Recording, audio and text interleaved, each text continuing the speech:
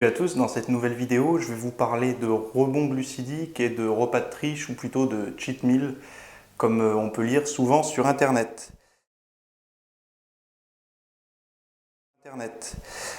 Donc, alors c'est une question de Dany. Toi qui as pratiqué le cétogène, qui pratique régulièrement le low carb, que penses-tu de l'Ultimate Diet 2.0 de Lyle McDonald? Il préconise l'utilisation d'index glycémique haut, sans fructose, en début de rebond, environ pendant 30 heures. Alors que Julien Vénesson préfère des index glycémiques moyens bas sur la journée de rebond. Quelle méthode te semblerait la mieux adaptée pour toi, sachant que dans les deux cas, une alimentation saine, à part les IGO, serait suivie. Merci pour tes articles et photos au passage. Donc merci à toi pour ton message. Et ta question, alors déjà, personnellement, j'ai un avis assez varié sur le sujet parce que il y a deux cas de figure. Soit on veut faire à l'idéal, on va dire, soit on veut faire comme on peut en fonction de notre hygiène de vie, notre vie sociale, entre guillemets aussi, parce que souvent on va placer le repas rebond, donc ou le jour de triche ou quoi, un jour où forcément on est invité avec des amis ou avec sa nana ou quoi ou qu'est-ce. La méthode de Julien Vénesson, je pense que c'est la bonne méthode parce que déjà, bon, pour ceux qui ne le savent pas et qui ne le connaîtraient pas, c'est un auteur de livres sur la nutrition, donc nutrition sportive, nutrition santé. Pour les pratiquants de muscu, je vous recommande deux de ses livres qui sont La nutrition de la force, qui pour moi est le meilleur, et Nutrition paléo pour les sportifs également, mais pas que. Mais moi, pourquoi je dis que j'ai ma préférence avec le premier livre qu'il a fait sur la nutrition sportive, qui est la nutrition de la force? Tout simplement parce que c'est vraiment un condensé de bons conseils, de bonnes méthodes, on va dire, de bases, de principes que tout pratiquant de muscu devrait connaître pour avoir au moins les bases et comprendre comment ça fonctionne. Donc il y a un petit passage sur les compléments alimentaires, etc. Donc bref, je ne vais pas lui faire sa pub non plus, je pense que j'en ai déjà assez fait là, mais j'ai les deux tomes, hein. J'ai les deux livres, un que j'ai commandé sur Amazon et l'autre que j'avais téléchargé directement sur Amazon aussi. En fait, on peut maintenant, pour un tarif réduit, le commander pour le lire sur tablette, je crois que c'est Kindle, quelque chose comme ça. Voilà, bref. Pour moi, je pense que je pose ça, hop. Le rebond, pour moi, l'idéal serait de consommer des index glycémiques bas, donc ne pas se surcharger en index glycémique trop élevé quand quand on a passé une certaine période sans glucides ou très pauvre en glucides, tout simplement parce que le but du rebond, c'est de re-remplir ses réserves de glycogène, donc déjà musculaires, mais également de relancer les hormones thyroïdiennes qui ont tendance à ralentir quand on est au régime, quand on est privé de glucides. Donc, consommer des index glycémiques élevés, donc des produits qui sont soit très sucrés au goût, soit qui provoquent le même effet mais qui sont dans des aliments cachés comme les galettes de riz, les choses comme ça, c'est pas l'idéal. Pourquoi? Parce que tout simplement, on ne peut pas refaire en une fois son stock de glycogène. C'est-à-dire que si on décide de faire un repas de triche avec par exemple, composé essentiellement de sucre, donc de produits sucrés. Si par exemple notre faiblesse qui nous manque au régime, les aliments qui nous manquent le plus au régime, ce sont les gâteaux, les glaces, tous ces produits très sucrés, on ne va pas, c'est beaucoup trop rapide pour l'organisme et il ne va pas, par exemple, après une séance, utiliser tous ces sucres pour refaire du glycogène. Ça serait trop bien qu'en une seule fois, en un seul shoot de sucre, on arrive à refaire tout le glycogène. Donc c'est pas la meilleure méthode. Après, une chose est sûre, c'est que quand on est au régime drastique, donc un régime cétogène est un régime entre guillemets plutôt drastique quand même, parce qu'on a un large choix d'aliments qui sont coupés, tous ceux qui contiennent trop de glucides.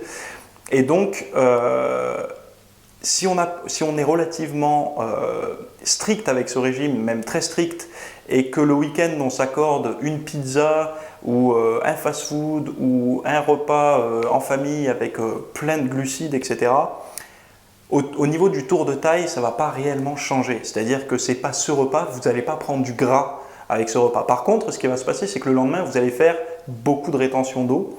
Enfin, ça dépend en fonction des personnes, mais en règle générale, on va faire de la rétention d'eau. Et dans le miroir, on va se dire, j'ai repris tout le gras que j'avais perdu pendant la semaine, ça sert à rien, on monte sur la balance, on a pris du poids, on ne comprend plus, on se dit mais ça sert à rien en fait ce rebond à part tout gâcher, gâcher toute la semaine de régime qu'on a fait. Non, le poids qu'on a pris c'est essentiellement de l'eau et cette eau va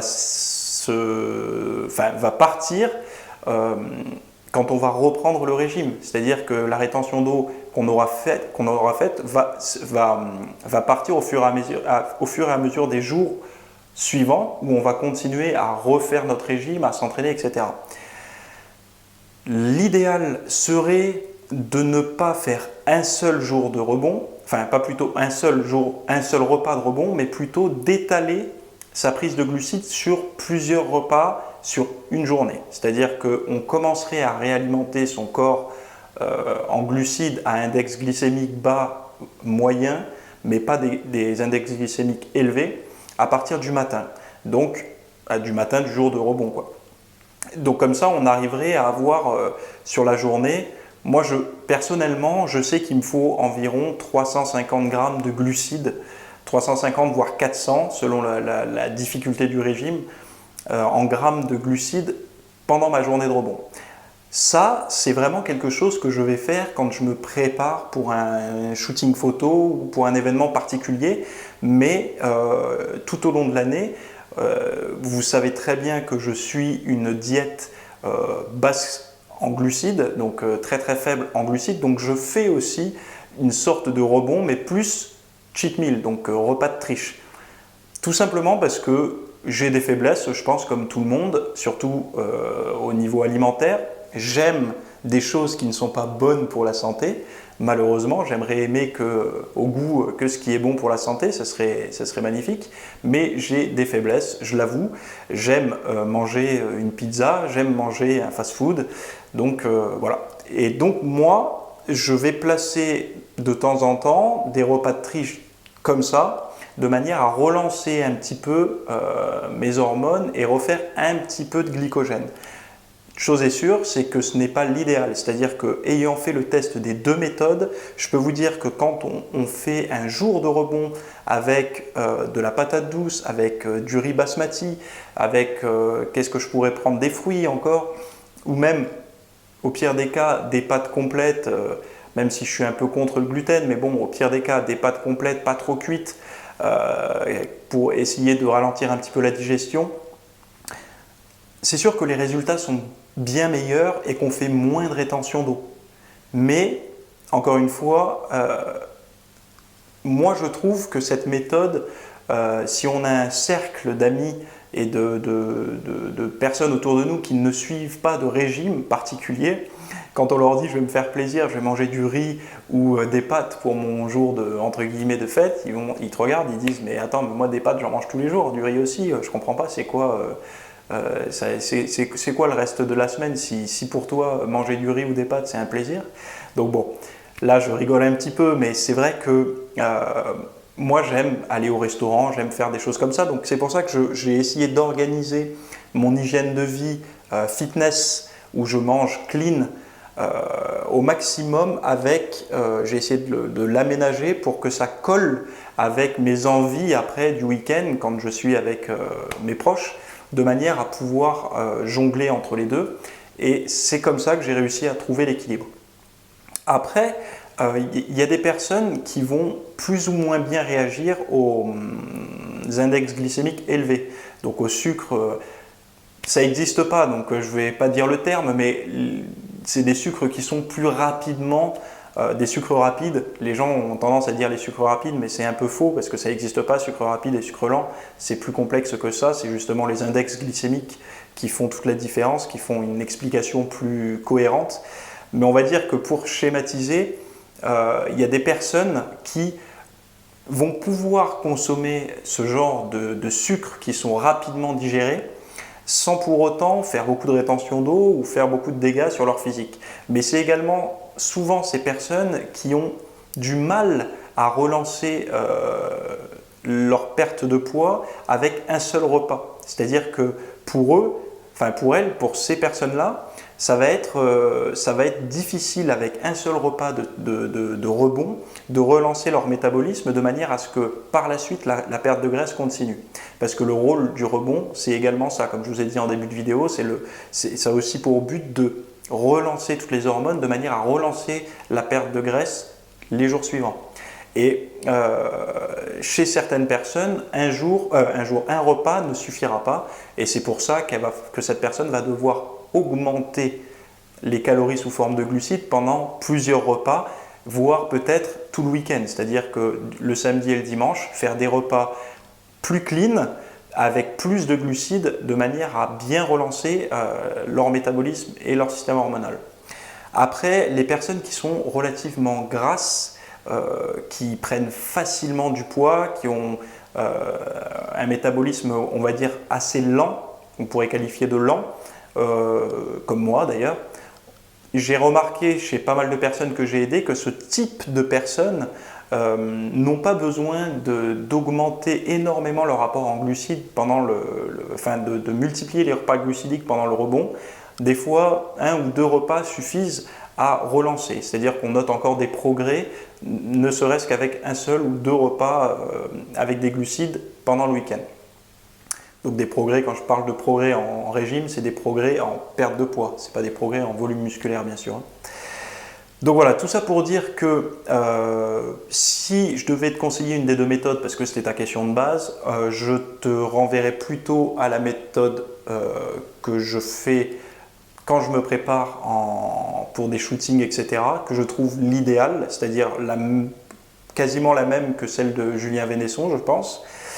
Après voilà, il y a tous les cas de figure, il y a ton hygiène de vie, ta vie sociale, etc. Il faut vraiment que tu arrives à trouver ce qui est le plus cohérent en fonction de toi et de ce que tu seras capable de suivre sur le long terme tout au long de ta perte de graisse ou de ta diète de maintien ou autre. Personnellement, je pense que si tu te fais un repas de triche par semaine plus un repas glucidique plus ou moins contrôlé, c'est-à-dire pas un fast-food ou une pizza, mais un repas plus avec, comme je t'ai dit tout à l'heure, beaucoup de riz ou des pâtes, des choses comme ça, ça ne te posera pas trop de problèmes si tu es bien strict au niveau de ta diète low carb toute la semaine. Voilà, donc j'espère que j'aurai bien répondu à ta question. N'hésitez pas à partager la vidéo. Je vais mettre quelques liens pour des articles et des vidéos qui sont sur le même thème que ça dans la description. Comme ça, si vous voulez plus d'informations, vous aurez tout ça. Je vous dis à plus pour une prochaine vidéo. Ciao!